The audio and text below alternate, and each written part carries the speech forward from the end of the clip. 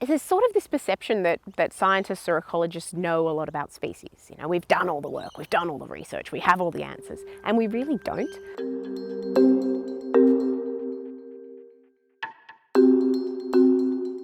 This is Hibbertia spanantha, or Julian's Hibbertia. And this is the plant that I have been researching. I haven't done 58 yet, have I? Yes, you heard right. Me, the narrator of this series. I am the voice of Plant Heroes. Except this is the voice of Plant Heroes.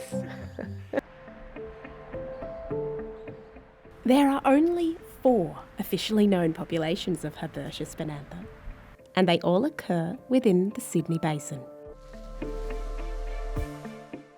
In 2007, it was discovered in this particular place that we're at now. A council staff member came across a plant that he thought was something different. And through a process of scientific review, it was found that it was a new species. So it was listed as critically endangered in 2015. I first came across this species when I was working as a consultant. As part of the conditions of approval for a big urban development, we were asked to augment an existing wild population with nursery-grown plants. But things didn't quite go to plan. We ended up with all of them dying. I was responsible for the life of this critically endangered plant. So I said, I know how I deal with this nervousness. I will do a PhD.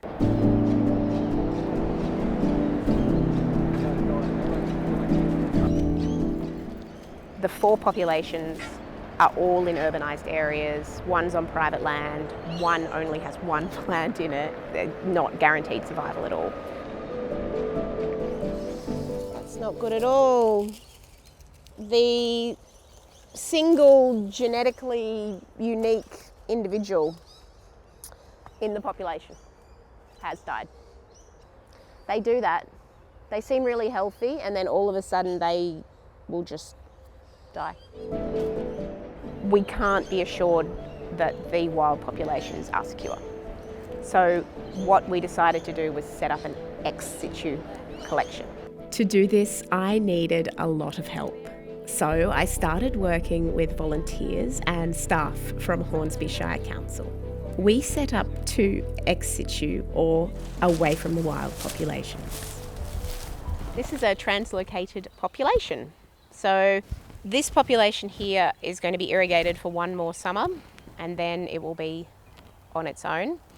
But these plants are far enough away from the wild populations that we can bring in all the genetic material, and we can have a little bit of a planted population and see how they go producing seed naturally before we start augmenting the wild populations.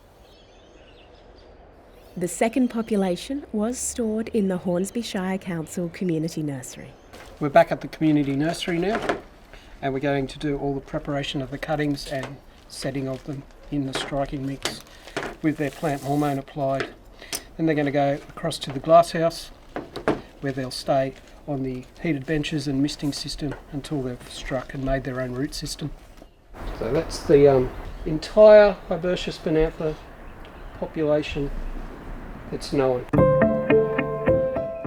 The ex situ collection was an insurance population to give us time to plan for its conservation and answer all the things about its ecology that we didn't know. So first I had to figure out if they could be pollinated. So I sat around with my phone and made little camera traps with my phone with a home security app. I found that there were a few things visiting it, mostly a sweat bee called Lasioglossum. It's like, I think it's brushing the pollen to its back legs. And they are, maybe not, classified as buzz pollinators. So when I went, okay, they're probably buzz pollinated, to hand pollinate them, I said, how do I mimic a bee? So I got an electric toothbrush, and I just really tested, can I get pollen to be released from these anthers? And yeah, I did. The pollen just sort of exploded everywhere. And then I got to go and do that in the field. I was like, oh my God, I'm a bee. I needed to check if they could self-pollinate. And basically what I found, it's essentially self-incompatible. So it could not use pollen from the same flower to pollinate itself. It's my toothbrush. These populations are isolated now. There's urban development all around them. There's not many opportunities for gene flow, and the pollinators only travel maybe 1 or 2 kilometres. So I worked with some really fantastic geneticists. We found that they're clonal, but we actually didn't find high levels of inbreeding yet.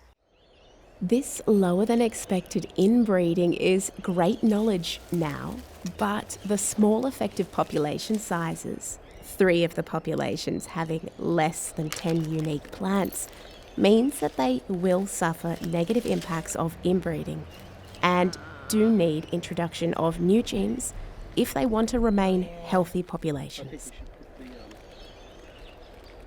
Our last piece of missing information is germination. Fire certainly contributes, but in the lab, replicating these triggers hasn't been so simple. Working as a consultant, you are asked to move threatened plants because of development's in the way, and there is an assumption that if you move them, they will survive, and you don't have to maintain them, follow up and survey, see what's happened 10, 20, 30 years down the track. But I knew what happened 1 year down the track, and it wasn't great. Since that first failed translocation, it has taken us over 5 years and many thousands of hours to be able to confidently understand how we can conserve and translocate this species. This scenario plays out with many species around Australia and globally. More time and thought needs to be given before we default to translocation as a conservation action, because success takes a lot of work.